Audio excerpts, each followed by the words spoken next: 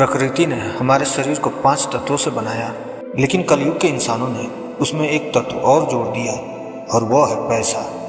बेशक पैसों से कुछ चीज़ें नहीं खरीदी जा सकती, लेकिन पैसों से बहुत कुछ खरीदा जा सकता है। एक संत प्रवचन दे रहे थे कि पैसों के पीछे मत भागो, यह माया का दलदल है, और इस माया के दलदल में जो फंस गया वो पूरी जिंदगी दुखी रहता है। वहाँ बैठे सभी लोग इसी बात पर तालियां बजा रहे थे। उन्हें यह नहीं पता था कि वही संत वही बात कहने के लिए पैसे लेता है। यही तो माया का खेल है, जिसे इस दुनिया के बहुत कम लोग ही समझ पाते हैं, और जिसने इसे समझ लिया उसे माया ने बुलंदियों की चोटी पर पहुंचा दिया।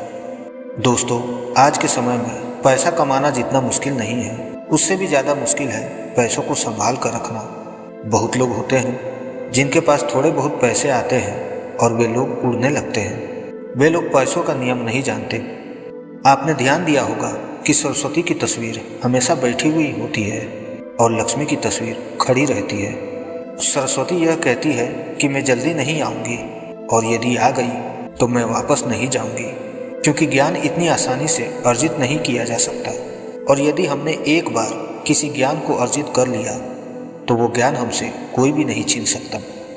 लेकिन लक्ष्मी का नियम होता है कि वो जल्दी आती है और जल्दी भी चली जाती है। यदि किसी इंसान को सही तरीके से धन को संभालना नहीं आया तो लक्ष्मी बहुत जल्दी उस घर से चली जाती है। आज की इस कहानी में मैं आपको 6 ऐसे खर्चों के बारे में बताऊंगा जिन्हें आपको आज और अभी से बंद कर देना चाहिए। तभी आप पैसों के सही नियम को समझ पाएंगे। आप कितना कमाते हैं यह जरूरी नहीं है। जितना भी आप कमाते हैं उसमें से आप अपना खर्च इन 6 जगहों पर कम कर दो। धीरे धीरे आपके घर में धन रुकना शुरू हो जाएगा। आपको खुद लगेगा कि सच में हमारे घर में पैसा रुकना शुरू हुआ है। और अमीर बनने का सबसे पहला रास्ता भी यही है कि अपने खर्चों को थोड़ा कम कर दो और ज़्यादा पैसा कमाने का तरीका ढूंढो। तो चलिए जानते हैं इस कहानी के माध्यम से कि वह कौन सी 6 चीज़ें हैं जिन पर हमें पैसे नहीं खर्च करने चाहिए। कहानी शुरू करने से पहले हमेशा की तरह आपसे एक ही रिक्वेस्ट है कि कहानी में खो जाने से पहले वीडियो को लाइक और चैनल को सब्सक्राइब करके बेल आइकन की घंटी दबाकर ऑल को ज़रूर सेलेक्ट कर लें, ताकि आपको हमारी ये मोटिवेशनल वीडियो हर रोज़ मिलती रहे। एक बार की बात है, एक गांव में 2 औरतें रहती थी। एक के पास भैंस थी और दूसरे के पास बकरी। जिसके पास भैंस थी वो औरत किसी भी चीज़ को संभाल कर रखना नहीं जानती थी। उसकी भैंस बहुत दूध देती थी, लेकिन उसने कभी दूध की कीमत नहीं जानी। वो सारा दूध घर की बिल्ली को पिला देती थी, यानी वो दूध बेकार चला जाता था। जबकि दूसरी औरत जिसके पास बकरी थी दूध की अहमियत को जानती थी। वो दूध की एक एक बूंद को बचा कर रखती थी और उसमें दही जमा कर घी निकालती थी। धीरे धीरे उसने बहुत सारा घी जमा कर लिया। अब जिसके पास भैंस थी उसने कभी भी दूध से घी निकालने के बारे में सोचा ही नहीं था। एक दिन उसके घर में कुछ मेहमान आ गए, और मेहमानों को रूखी रोटी तो नहीं खिलाई जा सकती, ये तो आप सभी जानते हैं। इसलिए वो औरत उस बकरी वाली औरत के पास जाती है और 1 पाव घी उधार मांगती है। वो कहती है, मैं जल्द ही अपने भैंस का दूध निकाल कर घी बना लूँगी और तुम्हें घी वापस कर दूँगी। बकरी वाली औरत उसको उधार में 1 पाव घी दे देती है और वो अपने मेहमानों को खाना खिला देती है। बहुत दिन बीत जाते हैं, लेकिन भैंस वाली औरत घी वापस नहीं करती। एक दिन बकरी वाली औरत भैंस वाली औरत के पास जाती है और कहती है, मैंने तुम्हें 1 पाव घी दिया था, अब मैं घी वापस लेने आई हूँ। यह सुनकर वो औरत कहती है, कौन सी घी? तू मुझे घी कैसे दे सकती है? मेरे पास तो भैंस है और तेरे पास सिर्फ बकरी है। मैं भला तुझसे घी क्यों मांगूंगी? यह सुनकर बकरी वाली औरत वापस आ जाती है, लेकिन वो समझ गई कि अब कोई भी उसकी बात का विश्वास नहीं करेगा, क्योंकि भैंस वाली औरत के पास भैंस है। लोगों को यही लगेगा कि उसके पास काफ़ी दूध होता होगा। फिर भी वो बकरी वाली औरत गांव के गुरु के पास जाती है और अपनी समस्या बताती है। गुरुजी भैंस वाली औरत को बुलाते हैं और उसकी बात भी सुनते हैं। अब गुरुजी को यह तय करना था कि सच में भैंस वाली औरत ने बकरी वाली औरत से घी उधार लिया है या नहीं। गांव के लोग भी इस मामले में उलझ गए, क्योंकि सबको लगता था कि भैंस वाली औरत को बकरी से घी उधार लेने की जरूरत क्यों पड़ेगी। गुरुजी ने दोनों औरतों को एक एक लोटा पानी दिया और कहा, जाओ और इस पानी से हाथ पैर धोकर आओ। भैंस वाली औरत लोटा लेकर जाती है और सिर्फ अपना मुंह धोकर लोटा खाली करके वापस आ जाती है। वहीं बकरी वाली औरत हाथ पैर मुंह धोकर भी लोटे में थोड़ा सा पानी बचा लाती है।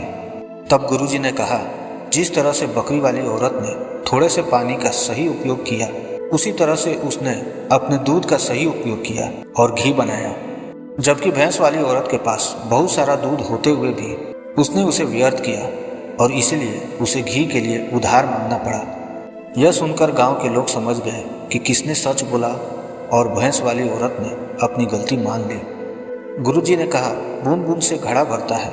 छोटी छोटी बचत हमारे भविष्य में बड़ा लाभ बनकर आती है और यह बात लक्ष्मी पर भी लागू होती है। यदि हम धन को सही तरीके से संभालें तो भविष्य में वो हमें लाभ ही देगी।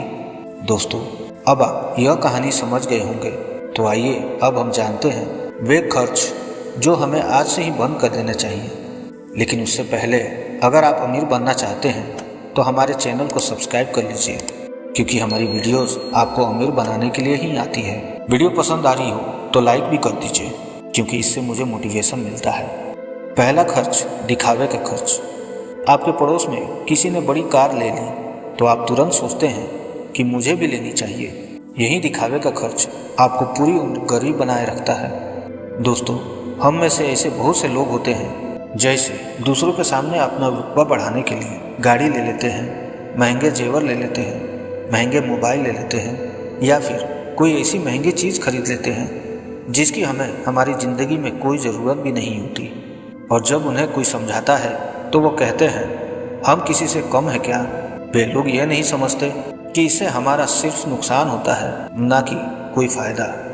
यदि आपको सच में अमीर बनने के रास्ते पर चलना है तो ये सारे फालतू के खर्च सबसे पहले आपको बंद करने होंगे और वही पैसा कहीं इन्वेस्ट करना सीखना होगा। मैं यह नहीं कहता कि आप अपने शौक़ पूरे ना करें। मेरे कहने का मतलब यह है कि जिस चीज़ की आपको ज़रूरत है बस वही लें। किसी और को देखकर कोई सामान बिल्कुल ना लें। दूसरी बात है स्कीमों से दूर रहना। अपने सामान की बिक्री बढ़ाने के लिए अलग अलग ब्रांड की जो कंपनियां होती हैं वो लुभाने वाली स्कीमें लाती हैं, लेकिन यह उनकी मार्केटिंग रणनीति होती है जो हम लोग समझ नहीं पाते। और बहुत सारे लोग स्कीमों के चक्कर में आकर वो चीज़ खरीद भी लेते हैं जिसकी उन्हें बिल्कुल ज़रूरत नहीं होती। यदि हम मार्केट में जाते हैं और पता चलता है कि 50% डिस्काउंट पर घड़ी मिल रही है, जबकि हमारे पास पहले से ही 2-4 घड़ियां घर में पड़ी हुई है, फिर भी हम वो घड़ी खरीद लेते हैं। हम यह नहीं समझते कि यह सब मार्केटिंग रणनीति है। इससे हमें कोई फ़ायदा नहीं होता, बल्कि कंपनी को ही फ़ायदा होता है। इसलिए ऐसे शौक़ कभी ना पालें, क्योंकि यही गरीब होने का सबसे बड़ा कारण होता है।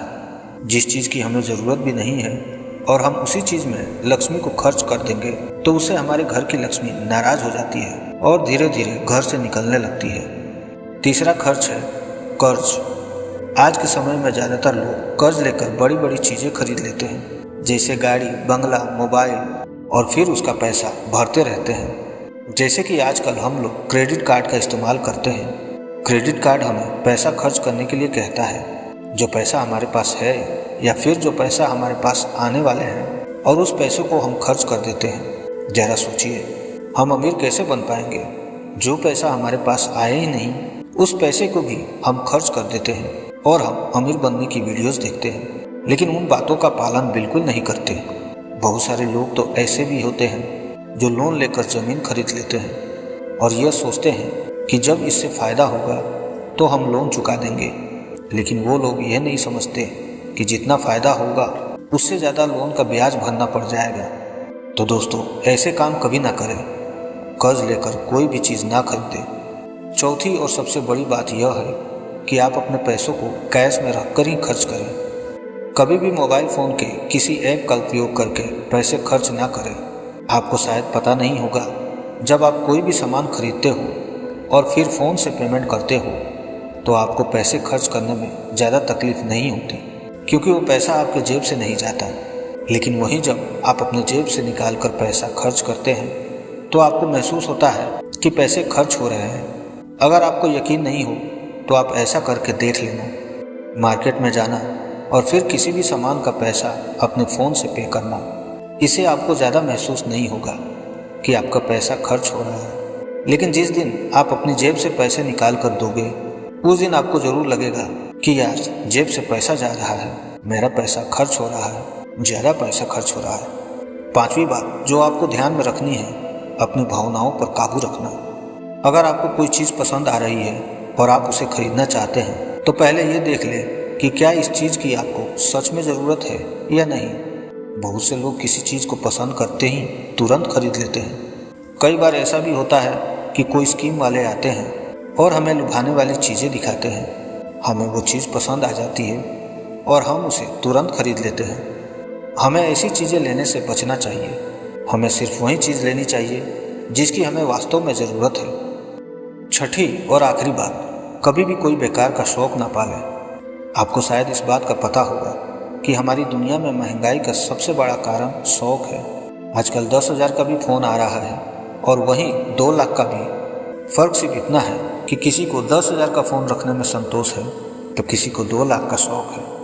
महंगाई का सबसे बड़ा कारण होता है लोग महंगे शौक़ पालते हैं और इसलिए बाज़ार में महंगे सामान की मांग बढ़ती है।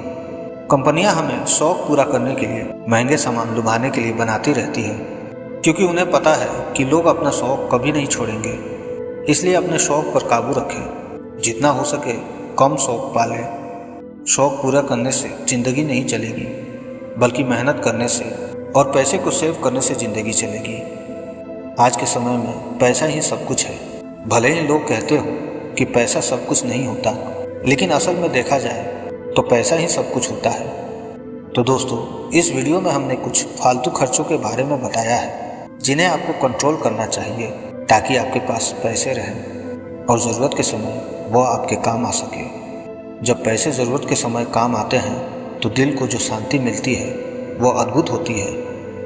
इस वीडियो को अपने ग्रुप में शेयर कीजिए और वीडियो को लाइक करके चैनल को सब्सक्राइब कीजिए। तो आज की वीडियो में बस इतना ही। फिर मिलते हैं एक और वीडियो के साथ। तब तक के लिए धन्यवाद। जय हिंद, जय भारत।